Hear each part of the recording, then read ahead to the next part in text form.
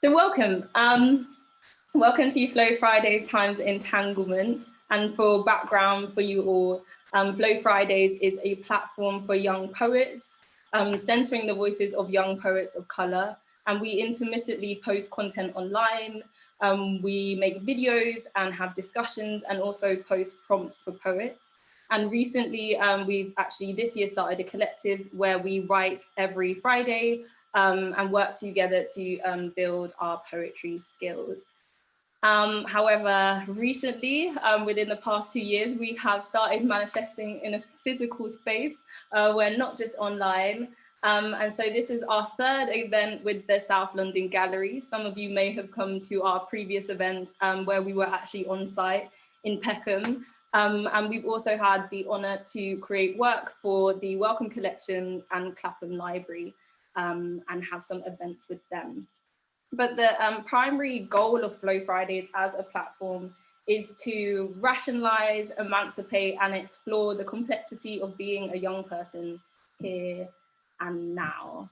And so I think it's amazing to have this space to host this event of poetry with you. And this event today was amazingly put together by the South London Gallery, who are hosting this Zoom webinar that you are now part of.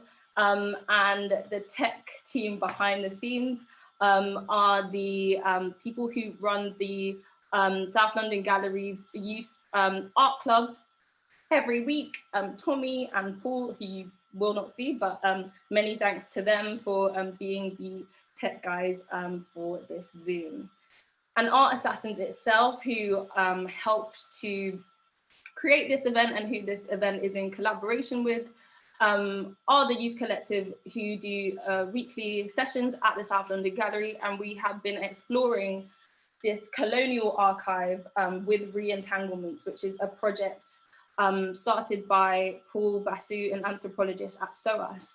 And this colonial archive, British Colonial Archive, was created by Northcote Thomas, created by the Colonial Office, but commissioned to Northcote Thomas. And the archive itself consists of ethnographic photos, botanical specimens, and objects from West Africa, collected between 1909 and 1915 in Nigeria and Sierra Leone. And that's why this event has been contextualized as it is.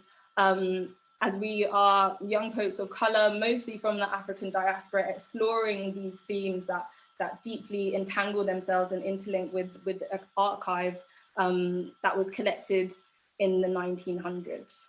And to give context to the archive itself, Northcote Thomas was the first government anthropologist assigned to do work in West Africa, who had been officially trained as an anthropologist. So before that, the British government were just sending out admin staff to go and research regions of the world that they were colonizing. And they didn't actually have like a formal practice around it, as anthropology was quite a new field to go into. So Northcote Thomas, the person who created the archive that we're responding to, was the first actually like classically trained anthropologist who did this work. And he was sent to collect this information about West Africa in order to further the colonial project and create colonial policy from Britain in order to continue indirect rule in places like Nigeria and Sierra Leone.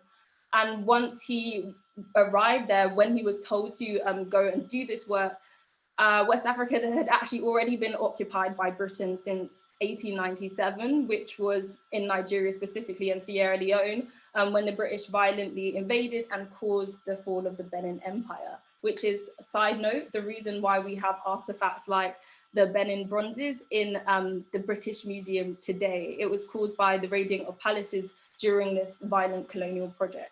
And the Benin bronzes were actually artifacts, artistry made by artists and craftspeople within the Benin Empire, depicting royalty and noblemen who actually largely governed parts of Africa up until only 120 years ago. So this is our recent history.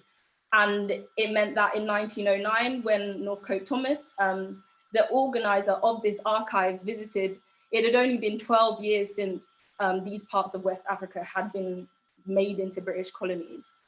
And And I just find it really interesting that we as poets, as creatives, as people of color, as people interested in speaking about the colonial histories of Britain are exploring this archive here and now.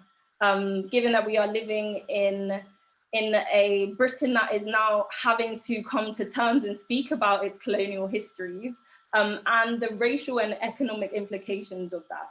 And we are literally digging up colonial legacies that we have today and the physical embodiments of it. And in some places, throwing them into rivers. So it's quite apt that today we are exploring this physical manifestation of colonial legacy as people coming from our backgrounds and as young people being the voices of a new generation who are having to really confront some of these themes and topics throughout our lifetimes and within our spaces. And so speaking of young people and speaking of the Flow Fridays Collective, I will now introduce you to the poets who are going to be performing today. You might see them if this is in grid view currently. If you are on YouTube, hopefully this is in grid view for you. We have Rosa, Victor, Destiny, Tito, Antonia, and Sadie, who's also an art assassin performing today, as well as our esteemed guest, poet and playwright, Inua Ellams. And before we go on to Inua, who I will allow to introduce himself, we are going to have a Q&A at the end of this performance, the end of this floetry evening.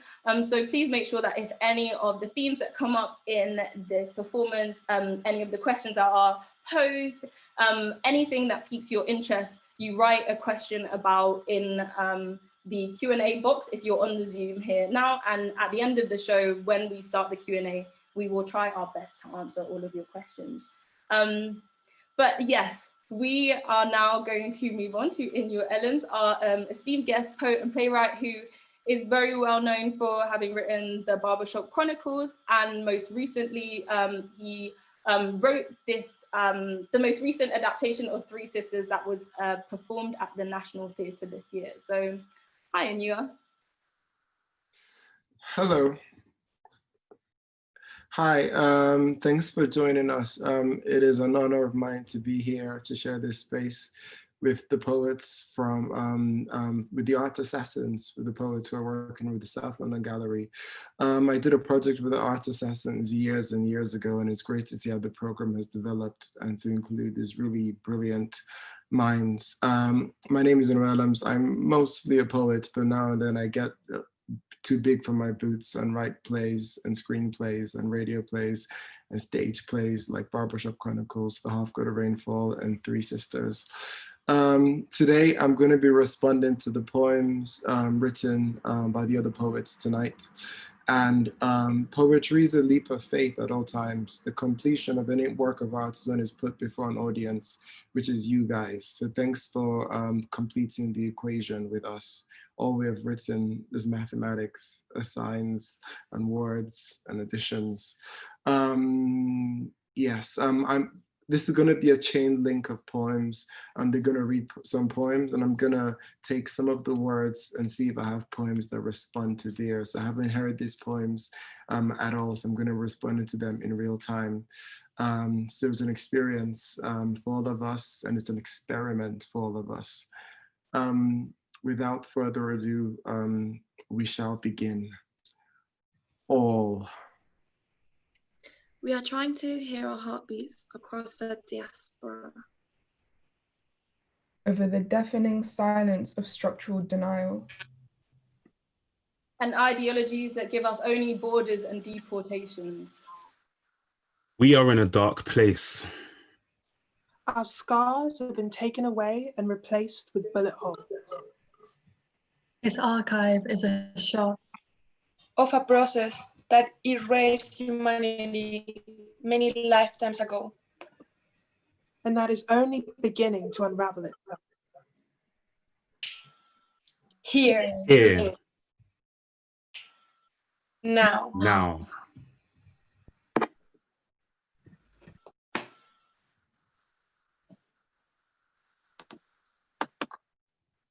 1909 comes after 1897.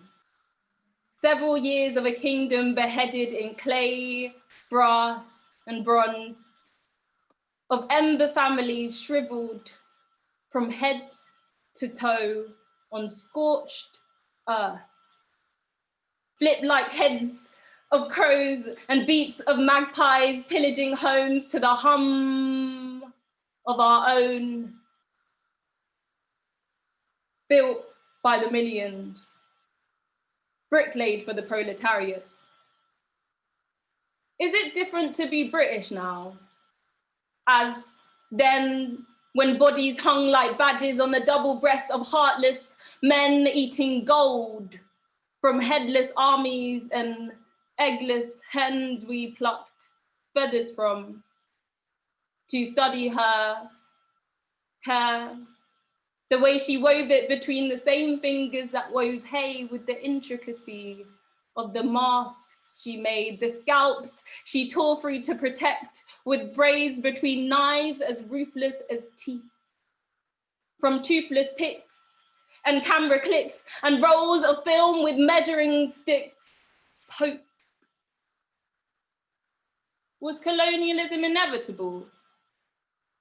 Cloaked in coats of arms and arms of choking lungs in warfare, shipped in curious violence. From north, up north, where boyers gawked and scientists talked eugenic tongues on Western borders. Was it a fair trade? Are all heads destined to fall from grace and all knowledge lost from the decapitated whose 2,000 heads have grown diasporized? The same of an archive. An asylum-seeking political migrant with a student visa who is denied home in claims that it no longer exists. Will these sounds, objects, photos ever live if they cannot die and their ontologies have been colonized by skulls and bones? Bones. Bones. The scientific study of humanity. Maybe it just doesn't agree with my philosophy, one that sees humans as persons, two realities inseparable, one who wouldn't pay for knowledge with the price of undermining what I'm knowing. The ideal anthropologist looks only at society's surface, but one, is it possible to ignore the colonial baggage buried in our minds and bodies, emerging like a zombie from the ground through the actions of our hands? And two, is the surface enough? Surely their own story, in their own words, buried under yours, needs to be told. We see pictures of white men guarded by earth-colored shirts and dirt-colored chinos, next to black children, bare-chested, bare-hearted. He marvels with artistic chants and dancers. For them to be marked by numbers, in more ways than one, they can't speak to each other. Yes, wells and medicine are good for the body, but the way to gain a soul is to hold it in the way it knows how to be held. Unfortunately, the world documents communities the only way they know how, not for who they are, but for who they are to them. Does my self-projection match my eye's vision is the question asked. We do not look at who they are when we attempt to understand. We look for who we think to find, who we conceive in our mind. And the killer is, we almost always succeed.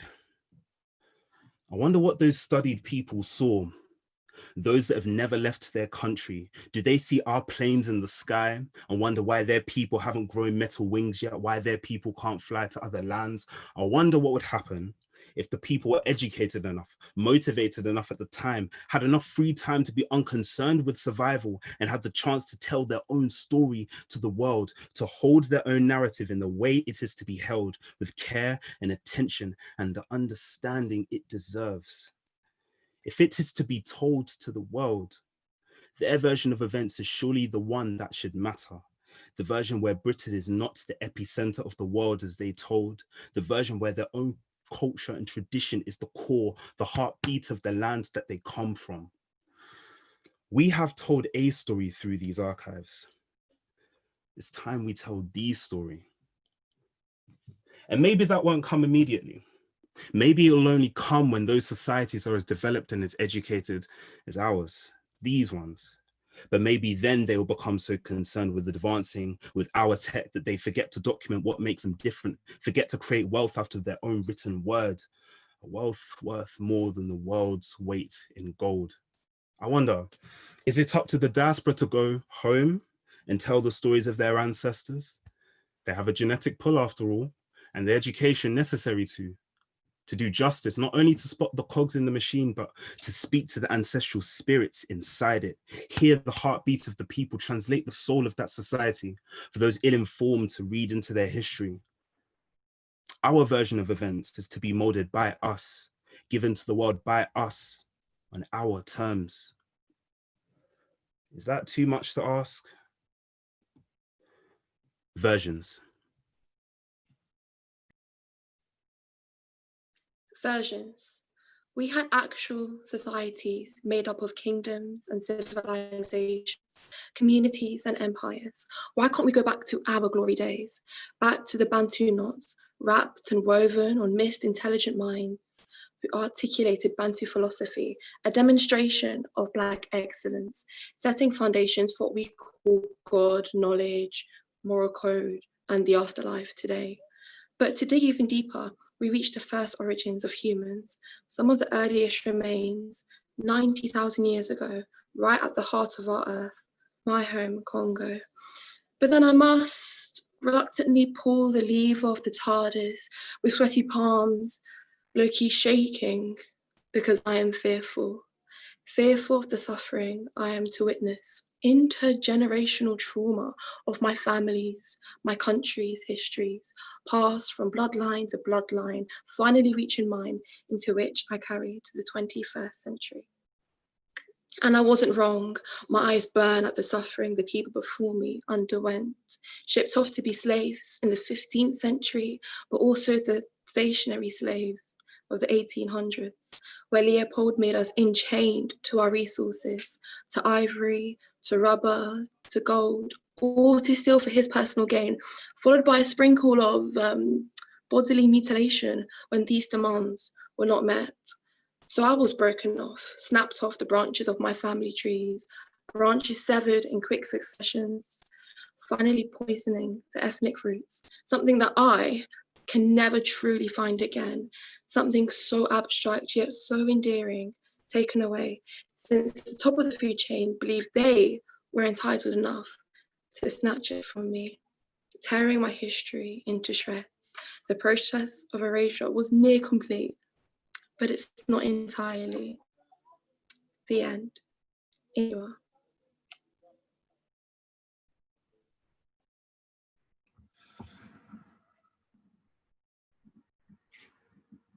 It begins with the shackling of necklaces across throats, the distorted custom of wearing amulets to battle, talismans to war. We are new hunters. Wear jeans for camouflage, clutch mobile phones like spears, journey to the village, town, city, square, and meet the rest of the tribe, mostly in short skirts, armed with stilettos, armored by Chanel.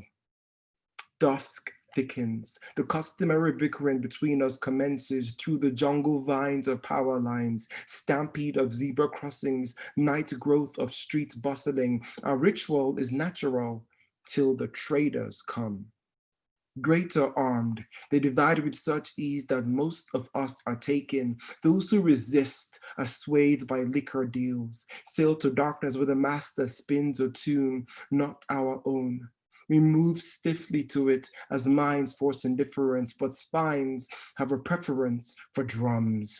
Rage building, we make our melody, fight to find our feet until the master tries to mix our movement with his song. but the rhythm is uneven and the tempo wrong. Against its waves, we raise voices in anger, fists in protest, the dancers of the tide, a militant against the music, a million men marching through seas. But we still know how to cross water. The ocean holds our bones, explains our ease of navigating past bouncers like breeze into night's air where clouds pass like dark ships and find us beached, benched with parched lips, loose-limbed and looking to light. Now, the best thing about clubbing is not this or the struggle to make hips sway just so, nor the need to chart cloakrooms as if through underground railroads. Nah, the best thing about clubbing is the feeling of freedom on the bus ride home. Rosa.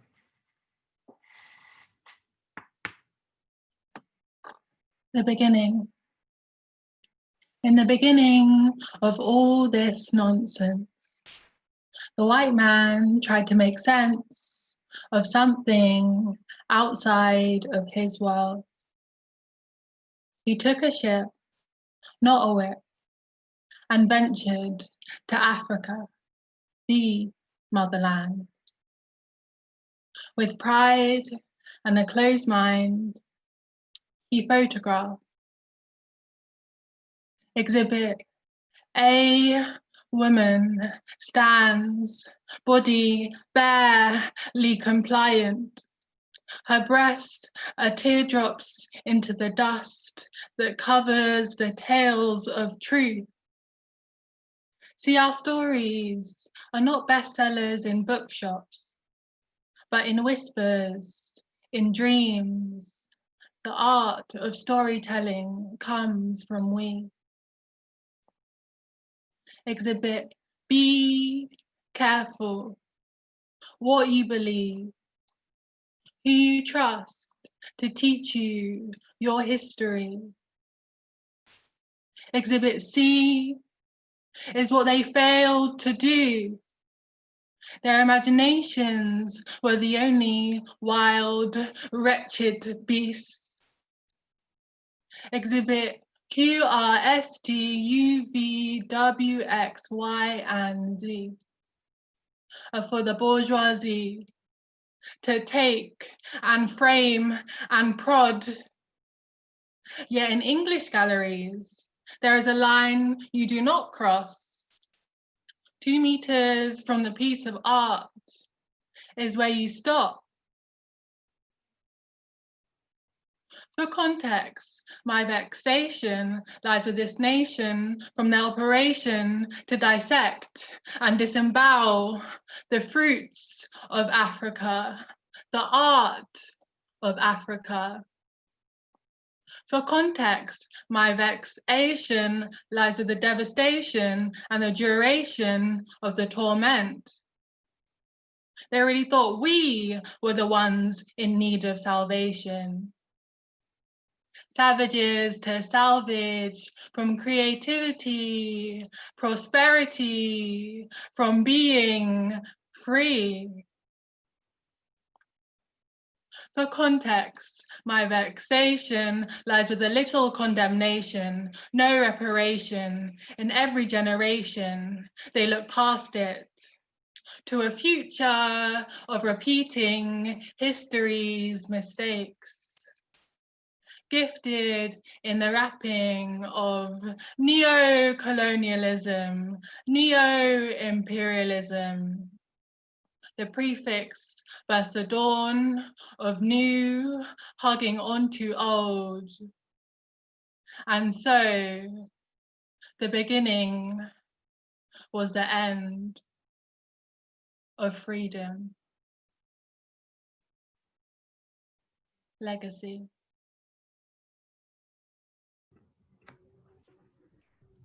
Legacy. The white man's burden has a legacy, taking the land and bestowing Christianity, creating legacies of pain, generations marginalized and fear ingrained, freedom fighters branded terrorists then restrained. The land of its natural resources, it was drained. The people only lost. The colonizers only gained. Tell me about the white man's burden again. It's the unjust truth they'll never say, reparations they'll never pay, apologies they'll never make, responsibility they'll never take. That's the recipe you follow to create a British identity misinformed and fueled on hate. Why are the links never made between empire and its legacy today, whether that's here or away? Rebranding. That's what Britain does best. They always teeter around the past, never take it on the chest, always the best at avoiding accountability. So easy to sell an image of the monarchy. They always talk about how they like it, never from which country they stole the tea. It's confrontation that's feared. Why are all those diamonds still in De Beers? Pressure makes diamonds, but under pressure, they'll crack. They're made of their greed and they don't want to give back. There's no just cause for greed.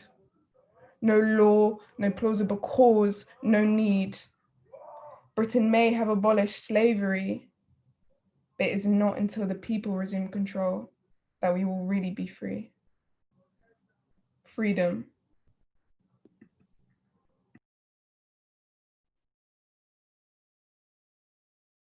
Freedom. I want a tattoo. I want my skin to bear witness to the truth. Rebellion, resistance, whatever the cause of my persistence, I need my face, my hands, my limbs to tell the stories of, to sing the hymns of, a people whose words were mistranslated by those who hated their sable skin, by those who branded their ways, their worship as mere whims. And I could hide it under my Sunday best. So maybe my marks could be proof of my life's success. I'll bear the names of lovers, scriptures, like a chief's prize sketches of scarification. But many in the church may think sorcery of tattooed me. Savagery may be all they see. But back in our motherland, my patterns would mean papacy, not contamination. And I've heard that a tattoo is heresy, offense against the God of Abraham. Doodles on Christian arms, ink staining my palms makes me less righteous inside, makes me as idolatrous as the worship of murals in the motherland, makes me question if this dogma is that which has held us back, if in modernity we remain spiritually colonized. But here in the West, lest we forget that even the sight of clear Black skin is treason. Another reason to validate how systems discriminate. My Black skin makes me question what hallucination or hubris would make me want to do this, to scale, track, and graze my flesh, when a dark hue with a tattoo reads convict, criminal. Why would I want to confirm their preconception? And the American dream becomes a nightmare for those with Aztec prints and ancient hymns scribed on their body, but I want to be a canvas. I want you all to view my art gallery. Sleeves needled on ebony. My skin will share my homeland's history from our perspective. My body as a collective of colorings showing Africa's true glory, not the popular fallacies. Oh, my parents, the teachers and preachers of assimilation. They'd be so ashamed of the trails I blaze, they might say, how could we raise a girl who lets pain leak like paint on her face and cloud her gaze of the world? But still, I want a tattoo. Because I'm Black if I do, I'm Black if I don't. The catch-22 started with the skin I bear. So when I get it engraved on my flesh, I'll hide mine the way they hide theirs. hide.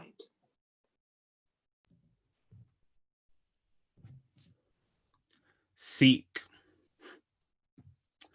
Through his eyes, he has earned the right to understand the unknown, through no works of his own kin, but his heart and inherent angelic schemes. It seems that he is the scholar, the one to study the touched but barely acknowledged former colony thoroughly, find out about a commonwealth that his people grabbed and shook for loot rather than valuing it. We're doing them a favor, he thinks, believes. But he sees a culture that lives and breathes and thrives. He thought he would be their eyes, ears, limbs, lungs, but he sees and interacts with a society that has their own set of senses, seeing the world through their own perspective, not a rental, not a projection owned by one who is somehow separate and tainted by a land that did take turns. Lord knows they didn't take care. The motto has always been divide and conquer. Use cameras to document the change, otherwise you're doing it wrong to make the Queen proud. In his eyes, nothing was the same since slavery. It was basically God's plan for those people. Laws change overnight, attitudes don't die easily. Through their eyes, it's something they've all seen before. A man travels to a country he does not know to gain what he cannot find at home, to take it back to where he came from. Sell what hasn't been seen and swim in the Mediterranean ocean of profits between their continent and ours. Knowledge only gains to be a commodity to his people. Look how much we know. Look how much we've done for them. We've told them about themselves. Crossing borderlines, not for me and mine, but to take what I have to those who don't and sell it for $10.99. Is that the value of my society, people and land? Yes, you may make a bond with us only to sell it back home and withdraw. Through my eyes, a man gets to travel to a country unknown, plain fueled by a spluttering imperialism and curiosity. His job is to ask good questions and get good answers. Who are they? How do they work? Who do they say they are? What do they stand for? He flies to a people with a countenance as curious as his, a people accustomed to asking questions without getting answers. Who is he? What does he want? Who does he think we are? How can he stand here? Colonized and colonizer, different sides and shades of the same mirror, viewing life with the same biological eyes, both being classed as human, only I doubt they would both see it that way, through eyes that can't let go of what they have seen. Inua.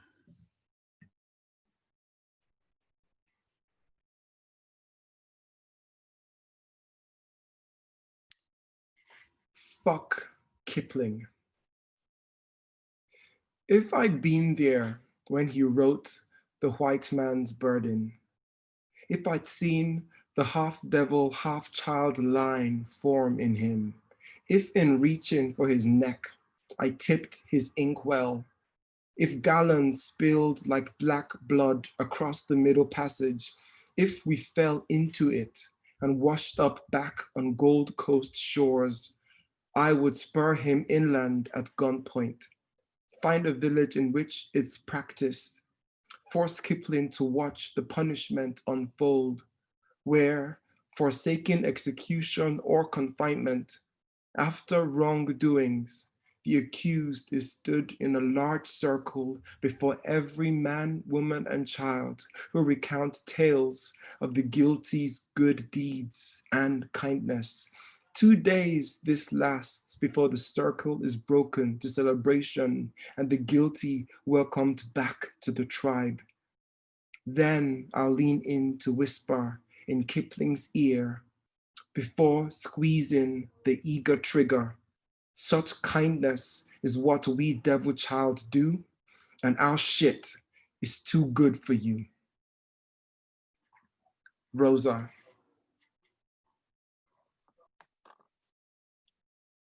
Mahogany, drenched in berries, carved and caressed into cultural candor. Scarification scraped into being. Eyes as crescent moons, lips pouted in a shh. We hold the mask up to our faces, transcending into different places until our face melts, becoming the mask it always was. Profile.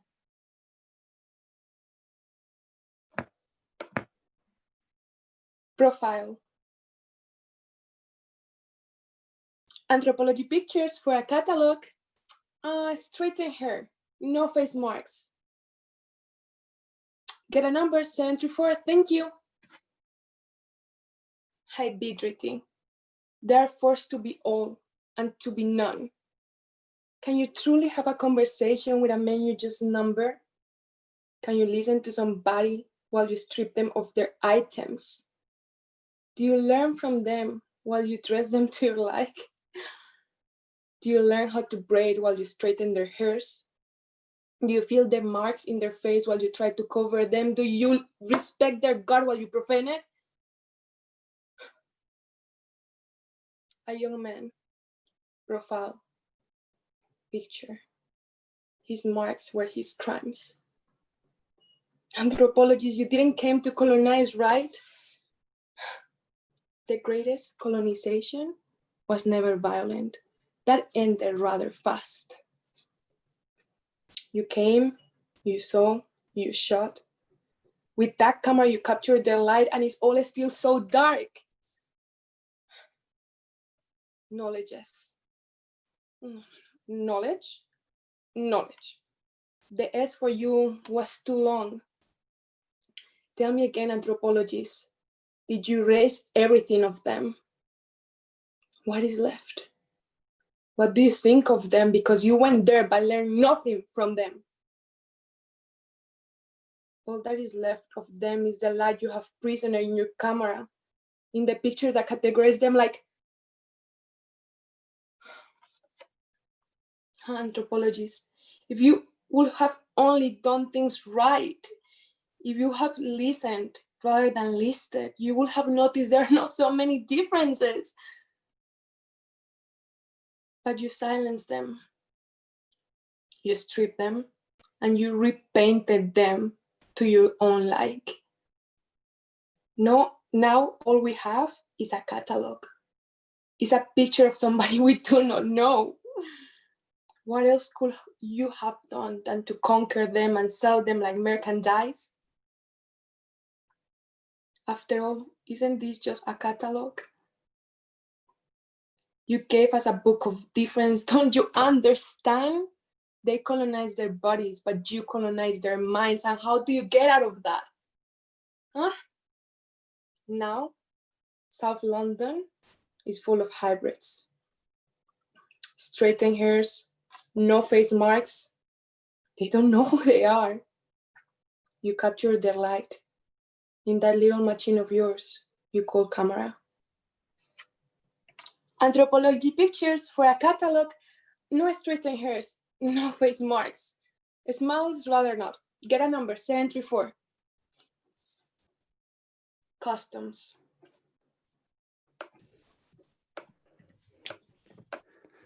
Customs. Colonialism and celebration. Oil and water, often stirred together when they were never meant to mix. This is not a celebration. This is a presentation of the truth form. They were not meant to celebrate us more than them, more than they did. We are not meant to celebrate what they did, only who they did it to. It's hard to ignore. We only know so much about our ancestors because of where they went, what they did. Colonialism and celebration, they must be separated. Whether we like it or not, we are where we are and we have what we have because they did what they did. But I refuse to see it as an inherently good thing. They did what they did based on the premise of ownership, a method of colonial governance upon our ancestors. We were a subject of study, but we were not to study. We were not to study them. But we did not need to study to know their true intentions. They were to be celebrated. The splitting image of the white Messiah that they showed us, they made themselves the saviors. Colonialism and celebration, they cannot both be entertained. We cannot taint our own view of the culture after its mishandling. Our ancestors had pride in their culture for a reason. Traditions practiced for generations, not just a season. No wonder the culture drew and still draws global attention. They didn't arrive for us, but they stayed for fascination. Because you can't ignore the light of our culture. The black star shines and our culture is brilliance. Just look at the archives, look at the evidence. A cause for celebration despite colonialism. You can't have one without the other. There's no diaspora without imperial conception, no culture in its current form without the formation it went through. This freedom wasn't free and the independence was expensive. This truth, it has depth. But the thing is, we've been out of focus. The background is not the focal point. We need to bring the people's story to the forefront. They deserve to be celebrated for who they are. Before Britain saved them, gave them back to themselves, they were already warriors, able to fend for themselves. So let's celebrate them. Not because of triumph over those that freed them, but for them. For existence is enough reason for celebration. Celebration. Tolerance. South London, Croydon. I met this boy. He named himself Lupo. It means wolf in Italian. I wonder if that is the name he chose when he was going through Italy to get here. How old was he? You know, I see him. I see through him. But my white friend, she can't hide it. She sees the marks in his face and he sees her. He sees the pity. He quickly tries to explain, I chose them.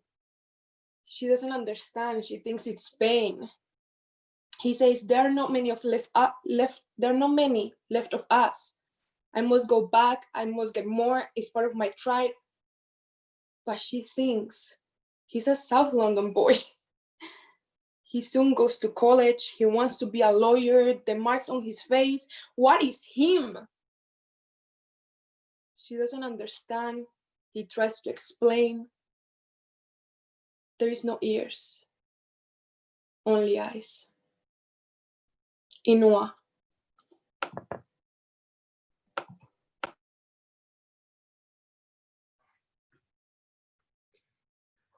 They asked why we came here. We replied, to master the meticulous small talk of weather, sharpen instincts of forming ordered cues, consume bland food, buckets of foreign beer, chant football slogans at quiet commuters, and await good news from northern Nigeria.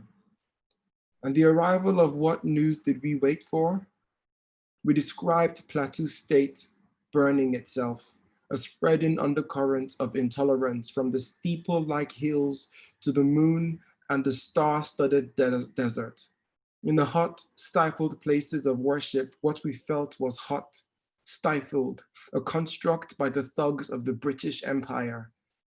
And what could we tell them of the time before this?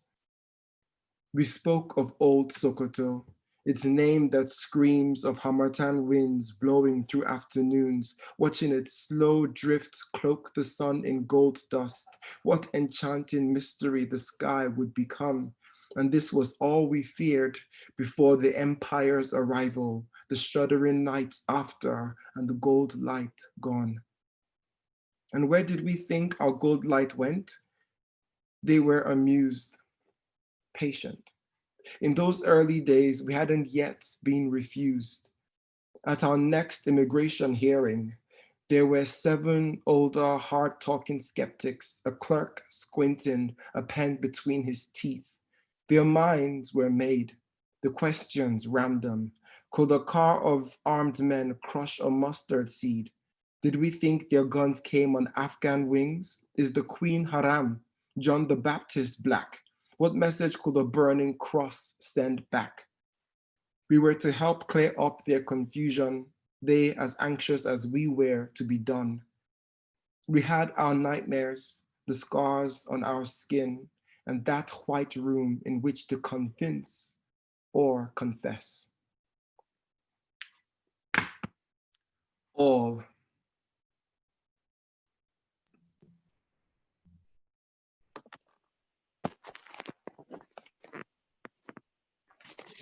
Listen. Listen. Because we are trying to hear our heartbeats across a diaspora. And we hear them in muffled tones through the instruments that deny us our hearts and our lungs. We want the universal right to breathe again. To speak and to be listened to in a bubble of those hoarding Air. Privilege. Power. In glass boxes and through glass ceilings. That mine our communities for wealth and convince us that we are benefiting from it. Listen. listen. Because you can't fix a system that was made to divide and conquer and shatter. Since the racial ideology was made to marginalize us, we haven't mattered. So we have no choice but to reimagine what we are. Listen. Listen. Sometimes severed ties are the strongest type of violence. That bind us to broken systems. Listen. Listen. Britain has beheaded its ancestors. Hung, drawn, and quartered the world. And remove the larynxes from ancient knowledges. So they no longer sing in the right frequency. Listen. To who gets to speak? There are no ears, only eyes. Who gets to be silent? There are no ears, only eyes. And what structures must be dismantled for us to be able to breathe.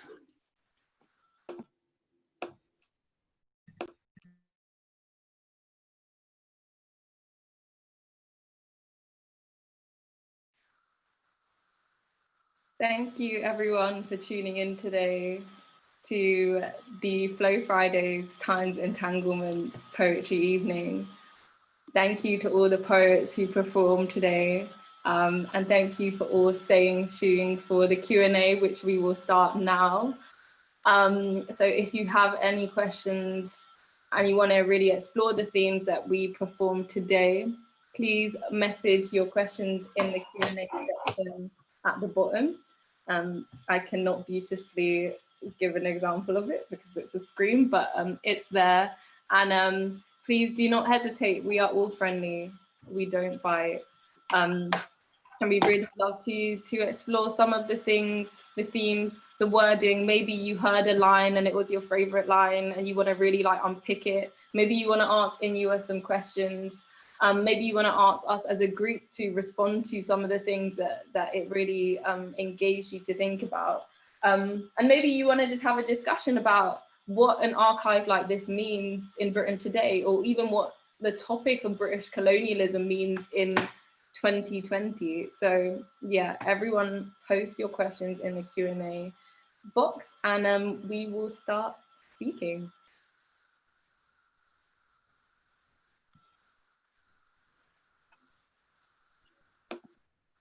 I think I will get questions through eventually. So I don't think that anyone's got any questions yet, and you're probably just all very nervous. So firstly, I want to ask any of the poets if you have any questions that you're dying to ask. If not, I will ask a question to everybody instead. But if you're dying to ask a question, poets, feel free. I do have a question. I want to know how can other people can get involved with Art Assassins in the future, and yeah, a little bit more about the project. Okay, awesome. So me and Sadie are actually art assassins now, so I guess we'll take that question. Sadie, do you want to start? I feel like I've spoken a lot today, so. Sure. Well, like, it's free. It's in South London Gallery, so it's in the attic at the top. And this project, we were supposed to have a gallery space, so obviously we were all supposed to be there right now performing this in person. But we are continuing the work on this project.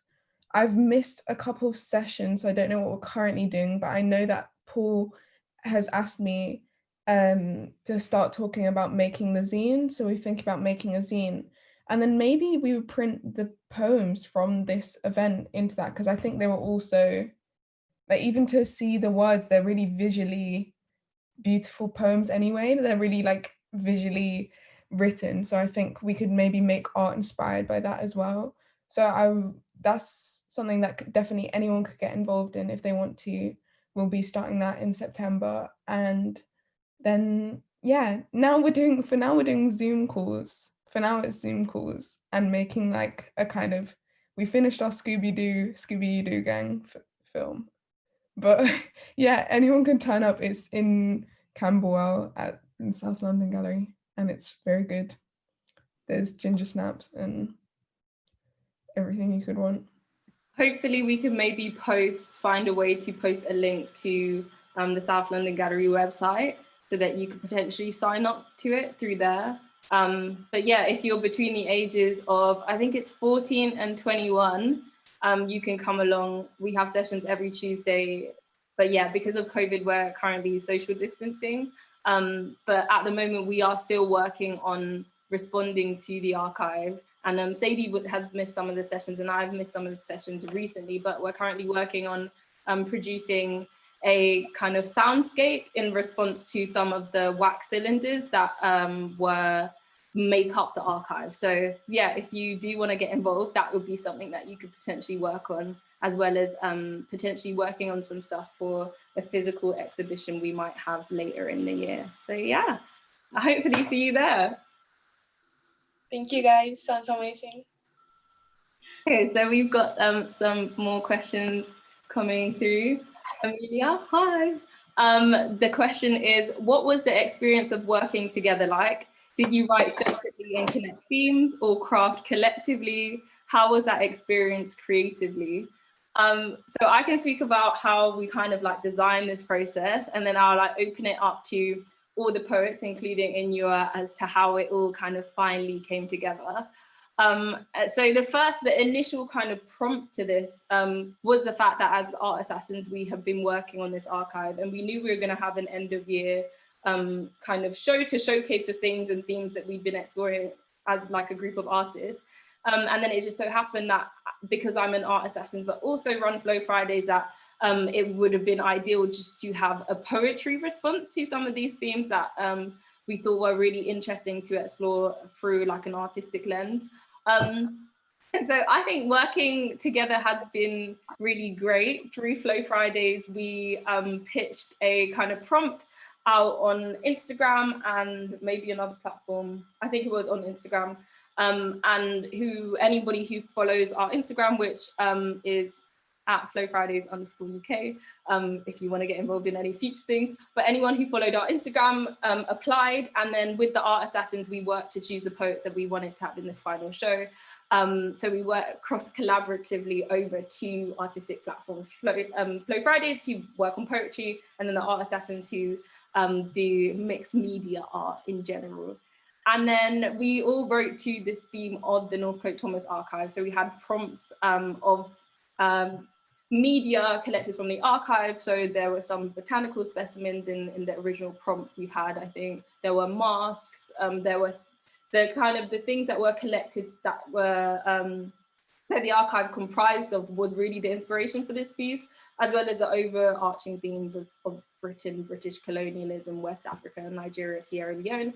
And then what you heard tonight was really the product of all of these things mulching together, crossing over with our lived experiences as people from the diaspora, also as people who have explored colonialism within our own context. And then how was the experience creatively? So guys, I guess you can answer this one. Like, what was it like working together? What was the experience like for you all?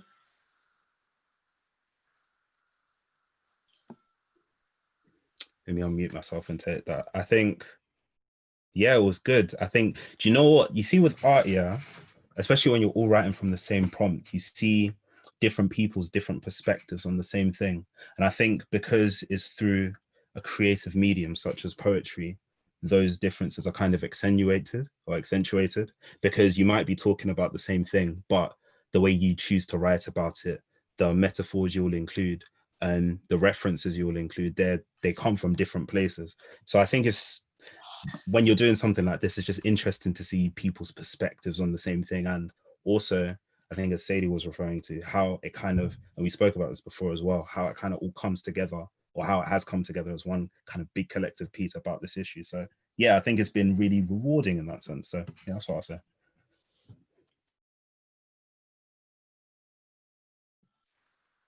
I also kind of want to ask Inua how you found it, and then Destiny. Oh, sorry. Destiny. Oh, sorry. No, feel free. Destiny, and then Inua. Okay. So for me at first, the whole prompt in itself, I felt was quite retrospective. Like, it really took me a while to honestly just like sit down and reflect on like my own past, and like how I was able to, I guess, project it to other people that don't know.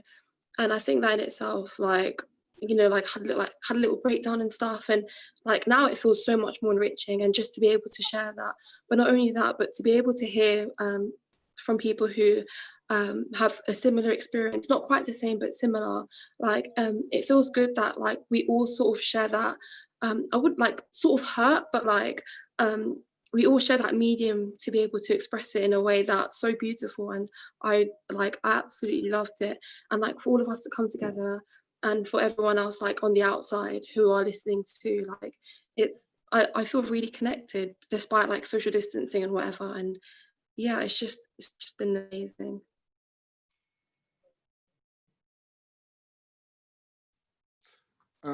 Hi, I just really enjoyed listening to the work, listening to your brains at work, and listening to the connections you had made, and thinking of strands that I could find in my work to sort of represent, to echo, to support, to work in parallel with your work. So I was listening to the poems in real time and thinking. So it was really great listening. And just seeing the connections, the echoes, the repercussions, and the reverberations running right through your work. And to think you guys created this without really spending time together in isolation is really, it's really magnificent. Well done. Yeah. Oh, thank you, and a round of applause to all the poets for managing to bring this all together without meeting each other physically once, which was definitely a very difficult process. Okay, I'm gonna collectively do some questions as we are getting a few more questions in. So I'll do two at once now. So Tatenda, hi, said, what impact did the archive have on your writing process? And then Paul, hi Paul, who organized the re-entanglements project, said, really moving. Can you tell us how engaging with the archive inspired your words? Were there specific photographs or objects that moved you? So both the questions really like linked together. One was what impact did it have? And one is a bit more specific. Were there any specific like photos, prompts that you really took from the archive to make your work what it is? If you can remember. Come back to me. I'm going to find the prompt now, like really quickly, and then I'll answer it. Come back to me. I think, because obviously at Art Assassins we've been looking at it as well, and like we've been thinking about it, but it was really when we went into, I was kind of sad that I didn't get to see any of them in person because everyone else got to see like the wax cylinders, but I joined like a bit late into the project. But I did see like photos, and then I did hear the sound recordings like through just like on a computer. But I think it all really clicked when there was a like online session that we did with Emma Dabbery, and that was just like, whoa. And she did this whole talk where she was talking about like the 3 weapons of colonialism being the gun, the Bible, and then the camera.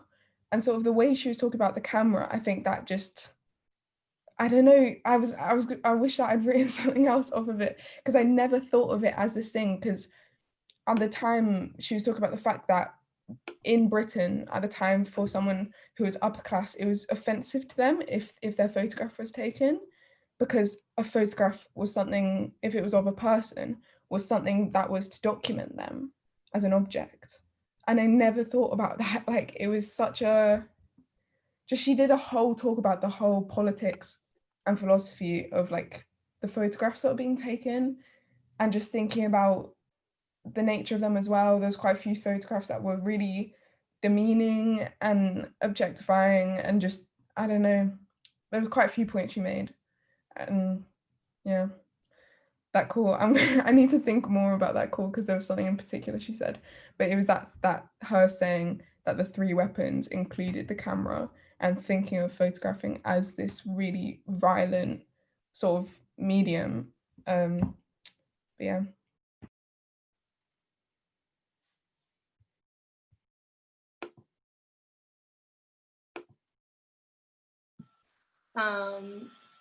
I know Victor said he was thinking. Tito, Rosa, Destiny, Antonia, what really inspired you from the archive? For me, it's, oh, do you want to go, Antonia? No, you go first, I'll go after. Oh, thank you. Yeah, for me, I think it's interesting because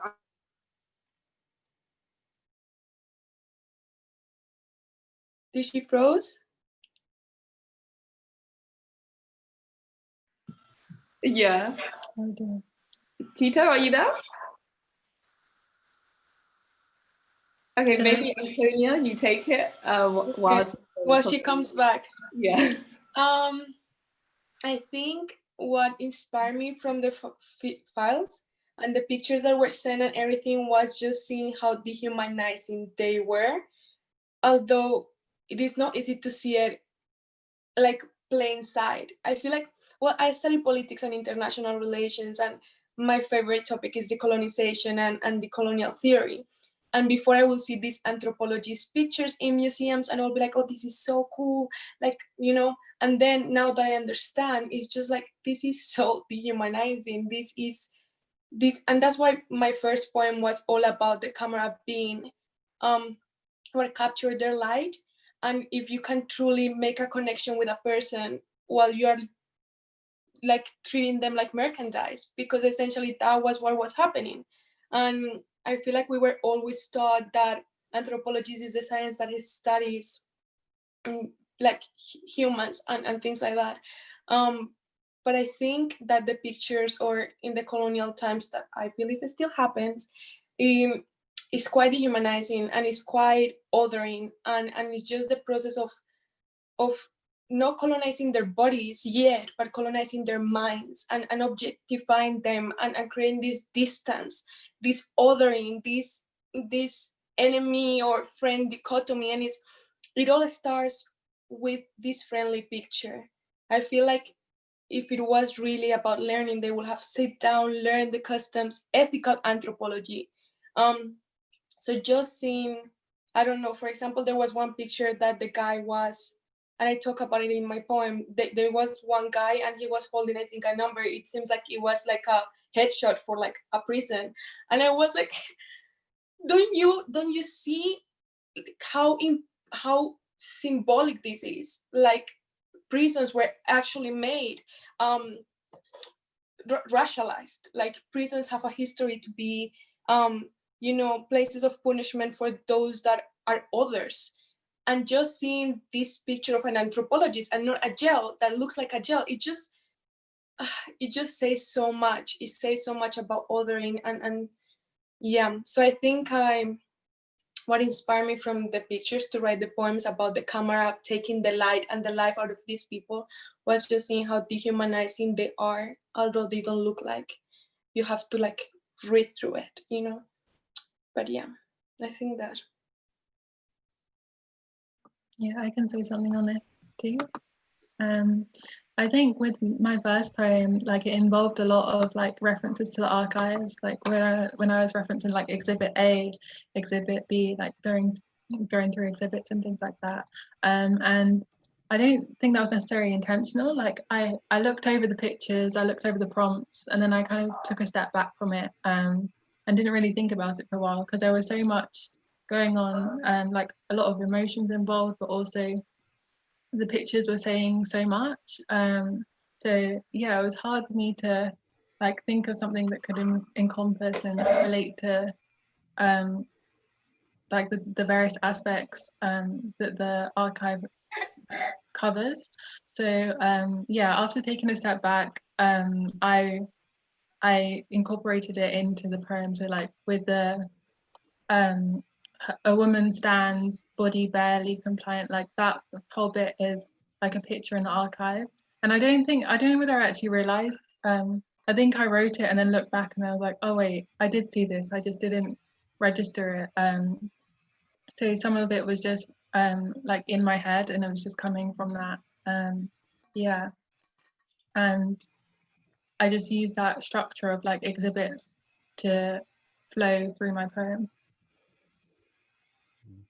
I think for me, Antonia said it already, to be honest, it was the numbers thing. When I saw that picture of the basically mugshot with, you know, the number, like him holding up the number and him, and also Northcote kind of numbering each individual thing that people did, such as the chants and dances. That's where most of the ideas for the poems came from. Kind of those three elements, the camera, the number, and, you know, their perspectives and how they saw everything. Yeah. Wait, sorry. Can I quickly say, in relation to Rosa and Victor's poem, that's what was really making me think about like the archive, like especially obviously Rosa talking about Exhibit A, like each of the exhibits, and then Victor said at one point it was about the man in like khaki standing with children. And I think I was remembering like the talk that we had with Emma. She was talking about, well, I'm not on first name terms, Emma Dabbury, but she was talking about the politics of the camera up until today, and it really just, all of it came together. Like, you know, people will go to Africa on like a kind of like missionary trip. Like all of these people will go as if they're helping or doing, these people don't even need help. Like, do they not realize it's such like a, oh, it's just really pissing me off. And then they go and they're taking pictures of children. You're not going to go to London and go and take a picture of a homeless child. When do you ever see a picture of like a child in Europe? Like me and a child living in poverty. Like, it's such a weird idea to me. And then the whole relation of that, and then when we're talking about images of people's trauma being passed around on social media to bring like awareness to racism, but really, why should you have to see people in their worst moments, literally going through the most traumatic, hellish thing ever? Why should that be the thing that spurs someone? And why should we have that so normalized? Because you never see someone white, someone European in that same position. You would never see that. And you would never see that without a trigger warning, without, like, I find it so, just the whole politics of photography basically and video and the way people are organized and documented. I think that, I don't know, the archive kind of brought that all together for me. I think for me it's this sort of like intersects with everyone's points, but I think one thing that kind of stuck out to me was like the power of like reducing people into like commodities. I think that concept, not that it wound me up, but like I think that the idea that people were reduced to as such really got to me. And like I think this links with Antonia's poem when she does the thing at the start and at the end about like, oh, taking pictures, no face marks, and straightened hair and stuff like that. And it's the idea that like a few percentage of people have just sort of brought it upon themselves to sort of, you know, to sort of see what they can't recognize, and instead of like, you know, appreciating it and, you know, actually learning about other cultures that they might not know of, and maybe even just to, you know, just to learn and appreciate the view. They've sort of taken over and sort of just like, you know, diminished everything. And I think the fact that I guess like most of us can't really trace back to our own histories properly without colonization being a huge part of it, or like in the history books, like I never saw my history, like literally, like when I was learning history in school, the only part of my country that I saw was in relation to Scramble for Africa. And it's the things like that. It's just like I can't put it to words, but like it really winds me up. And I guess using this medium is sort of a way to not get back at them, but to sort of take what I can have and to sort of embrace it, and to also listen to everybody else, but also sort of remake my own sort of history, and to make sure it's, you know, as solid as possible. And yeah, I wouldn't want my history to be taken away from me again. So yeah.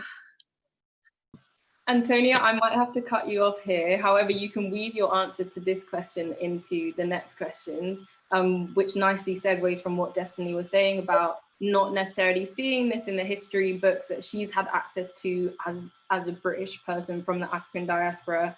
And the questions that came up that kind of relate to this was from Ezra, hey, and Laula, hey. Ezra, who said, how can we take lessons from poems such as If, which touch on similar themes that we as Nigerians convey in our own form?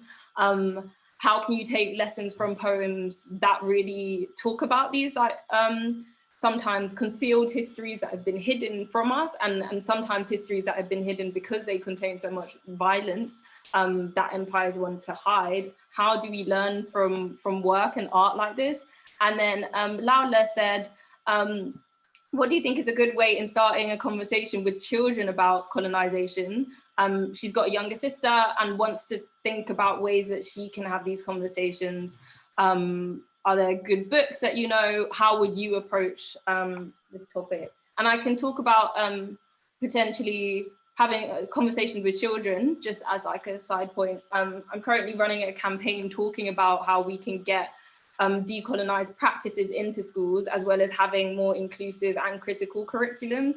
And I think it starts from, well, it starts from a young age, but it also starts from understanding when people become conscious about this stuff. And one of the things that I've definitely explored by campaigning around this stuff is the fact that we learn history in a linear way in this country, which means when we learn about pre-colonial histories, that teaching most likely happens between the ages of, let's say, 7 to 12, when you are not conscious or necessarily critical about some of the themes that we've explored today. So probably some of you have learned about African empires in your primary schools, but that is something that you then don't learn about in secondary schools when you're able to talk critically about the history of empire, the history of Britain. And I definitely think that when we are approaching these conversations, we have to have them across the board. You can't just teach 1 or 3 lessons in primary school about ancient Egyptians and then expect us at 21 to be able to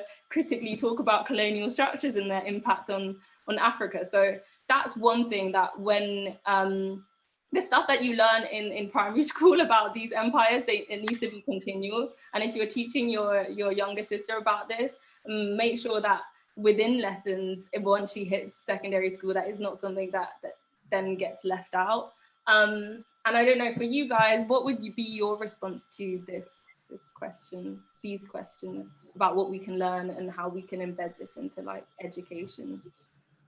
Actually, you told me about the project that you were doing, and it's so interesting because I just started writing an essay on decolonizing the university, which I think is so important. But for the first question that was made, but besides that, I would love to talk to you after this so we can, you know, help me with my essay. But besides that, for the first question of how can we learn from art, like lessons. And I think there are so many things to say about this, not only really listening to what it says, but behind that, there is a huge meaning, and is that knowledges were crucified when Western colonial knowledge came and instituted universities, schools, and now we, from all around the world, we study Eurocentric history. So basically, South America, Latin America, India, Asia, Southeast Asia learn about the history of the world from an Eurocentric perspective, where we are not even included. So we learn history that doesn't have anything to do with us. And it's crazy because, for example, Mexico was one of the 7 big civilizations of the world. And this is not included in the history that we learned in Europe, which is the one all around the world. And when this happened, when we have instituted this knowledge, Eurocentric knowledge, another thing that it did was not only really minimize the history of the world, but also completely deny something that is called, I believe, doxa. I'm not really sure, but I'll check that, which is the knowledge that is the common knowledge, the knowledge out of experiences, the knowledge out of the soul, the knowledge out of the body, because the body is so wise. Your body is so wise, it retains so much memory, retains so much experience.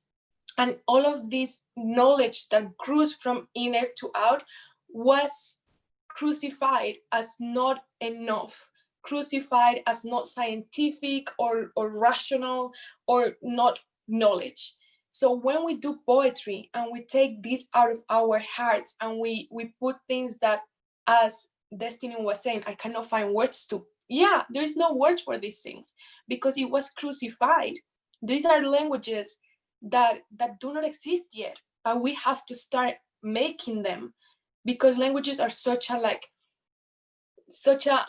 structure, very, very penalized things to be able to express the self, especially because all of the things I'm telling you now.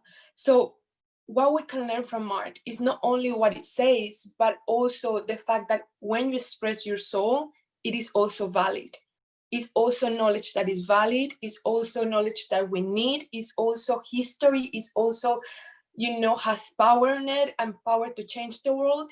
So I believe that more important than listening to the poems is to understand the knowledge that it brings and the capacity to express your soul, because for so long that was colonized.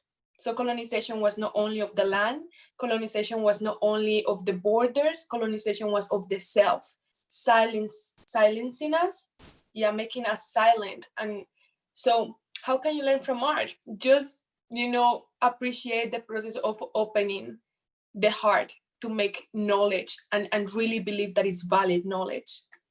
That is my point on it, my 2 cents. Yeah, hi everyone. Sorry, my phone literally, it just shut down. I don't know what happened, but I'm here. I hope I haven't missed too much. Yeah, so that was amazing. I completely agree. I think something that is so important with poetry is actually the poet themselves, because I know for myself, when I write, it's very personal. Like, even if I have a stem or an idea that's to do with a global issue, like, I don't know, gender inequality or like this, colonialism, I take it almost back to myself and to what I've seen. Because I mean, as humans, I think we are almost innately selfish, to the point where I think when we write, we do put parts of our lives in our work. And so I feel like one of the key things with a story is who tells the story, the storyteller. And I think that if we're going to learn anything from art, we're going to learn that the storyteller is always going to be a part of the story. And I feel like with colonialism, we've seen that, because if we look at the Bible, for example, white people said that Jesus was white, but that would not have been technically true at all. And I think that when we tell a story, we want it to fit our narrative. We want it to look the way we look. We want it to look the way our worlds look. So I think if we're going to have any actual progress in society, I think we need to look at art and see ourselves as writers who put our souls into our work. And that's what the world needs to do. If we're going to change something, it would be good if someone who would actually be affected by the problem would speak on how we change it. So if we're going to talk about racism in politics, it would be good if actual ethnic minorities were the ones with the power at the top to make the changes. So I think it's all about the person, and I think it's about whose perspective we look at the world from.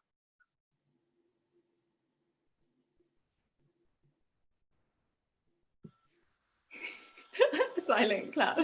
Thank you. I agree. I 100% agree. And sorry to be the spoil sport, but because we're coming up to 8:30, I'm going to do the last 4 questions all in one as they link very nicely, and then open it up. I'll ask the first one to Inua specifically, and then the rest to the larger group.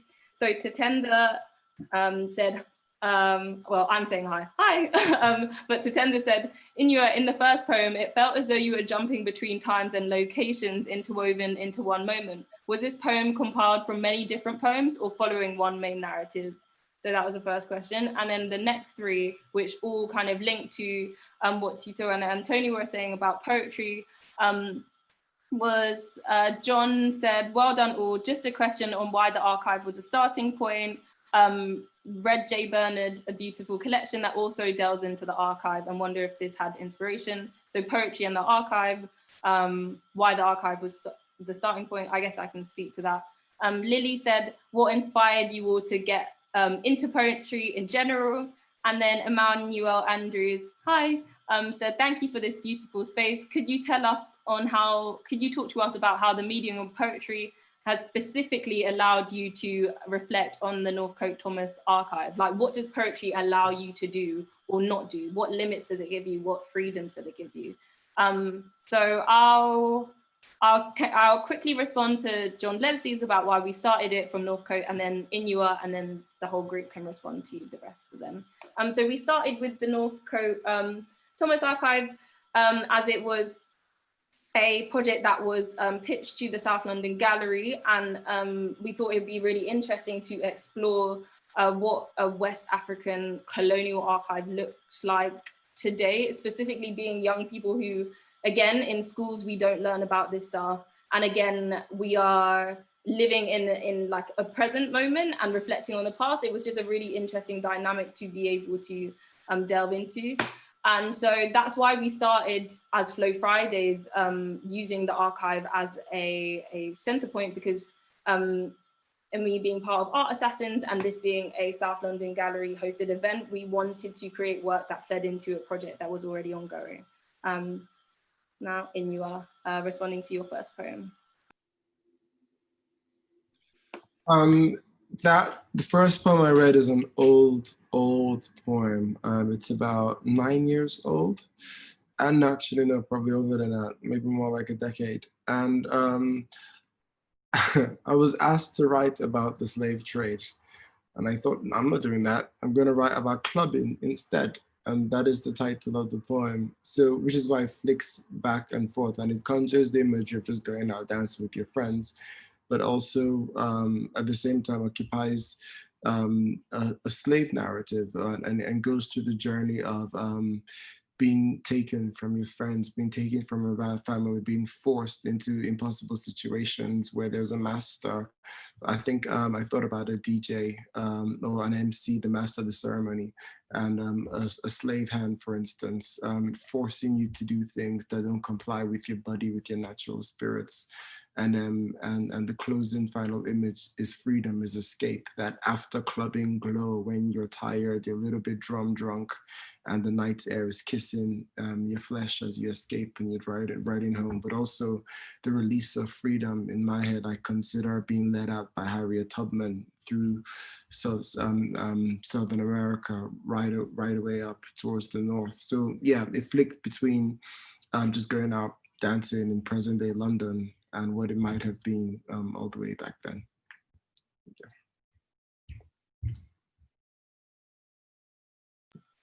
Oh, that was amazing. I really like the idea of like reappropriating a theme as well. As a poet, I think that leads on to the question about what does poetry allow you to do? And it allows you to really expand on something that people give boxes to, and then open it up into questions, open it up into like a mulch of your lived experience, as well as like forcing yourself to live outside of yourself. Like you, in the process of writing, I'm always thinking about how I feel, but also how the audience will then receive the work. And I think it's a constant kind of a constant process to really recreate something that someone gives you as this objective thing, this objective photo, this objective piece of art, and build it into like a multi-sensory experience, which is about you embodying that space, but you also giving someone else a narrative to take away with them. Like once you tell a story, it's not yours, and poetry enables you to really have a interaction with people that just looking at a photo doesn't necessarily give you. What about you guys? What does poetry allow you to do specifically with this archive? And what got you into poetry writing? Okay, so I got into poetry pretty recently. It was like this time last year. I was in Barbados and it was Emancipation Day, and so it was like a whole celebration, I guess, with poetry, spoken word, with dancing and drums and things like that. And I was really inspired just by the way how like the artists use the various media and use words to just tell their version of events and celebrate and relish in themselves and their history. And so from that, like I was like, oh, let me give poetry a go, let me just see how things go. And so there were just periods of time where I'd try it out a bit, and then like over the course of lockdown, I think I've just had more time to be with myself and to write more poetry. But it's been ongoing really since last year. And I'd say that it's really a process of like introspection. Like so much of poetry is just looking inside of yourself and reflecting that, but also just looking at the external things as well, and combining the two really.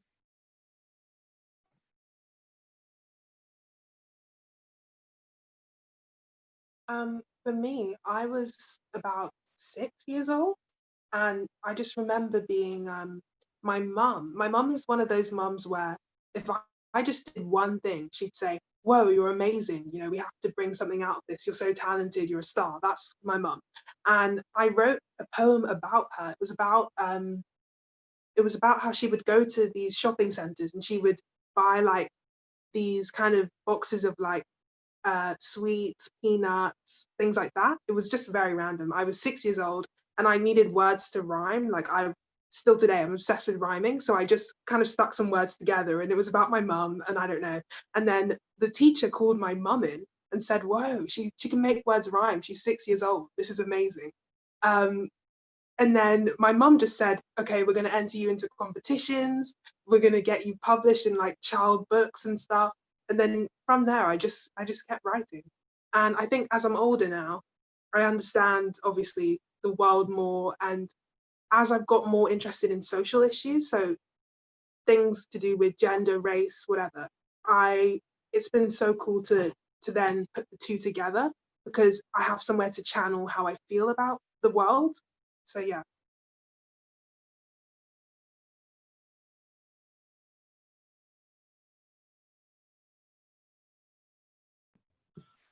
Final thoughts from everybody, as we are 5 minutes over, but if anybody wants to say any final comments about the process, about poetry. I have something very important to tell you that I want to make a little bit public. I hope you apologies. I want to thank Akhera because there was one moment when the Black Lives Movement started that it was very, very, I think, overwhelming for all of us. And I always consider myself as the other because I'm Latina in a white country and all of this. But then suddenly it shook me, I'm a white Latina. And therefore I have a lot of privilege that also blinded me. And at that moment, I was already into this. I was gonna do it, and we were practicing or something. And I wrote a super long email to Akhera telling her that maybe it wasn't my place to speak, that I felt that I was occupying a space that maybe a Black poet could use right now, because I know that poetry is a healer and a resistance form at the same time. And what she gave me back of that email will always stay with me. She told me two things that are very important. And firstly, she told me that, yes, it's important to acknowledge the space you occupy, but also very important to understand that this is not a segregation fight, that this is all of us on it, and that the most important part is to get justice for those who suffer the most, and that the impact of my words was important and they had a weight, and that they needed to go out. and she gave me a place, and she gave me, like, she made me feel that it mattered.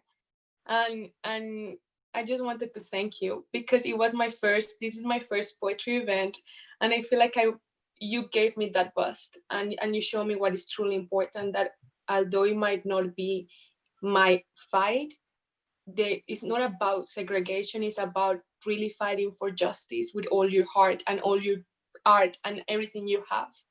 So yeah, thank you so much. And thank you, Antonia, for contributing to this space. It's 100% true. Like your words today, and I think all of us as artists reflecting on this, it's not about the fact that we are who we are, it's about the fact that we are doing what we are doing and that we're doing it with intention. And I think in all of these conversations, the small ways and sometimes large ways that we can contribute to this is not just being from a certain community. It's about demanding, again, yeah, justice for the people who deserve it most. And in these conversations about colonialism, we can't forget that there are real life implications for this stuff, that we are literally living in a context where people are experiencing brutality, experiencing poverty because of colonial legacies. And anyone who has a voice to speak on that in a way that helps the people who are facing these consequences the most, you're valid and you're seen, and you need to be in these spaces. So thank you, Antonia, for being that in this space. And thank you to everybody who came out tonight to be part of this conversation. And thank you to all the poets here, Victor, Rosa, Inua, thank you for coming, Tito, Destiny, Sadie, and Tommy and Paul for hosting this tonight. Yeah, this was beautiful. Have a lovely evening.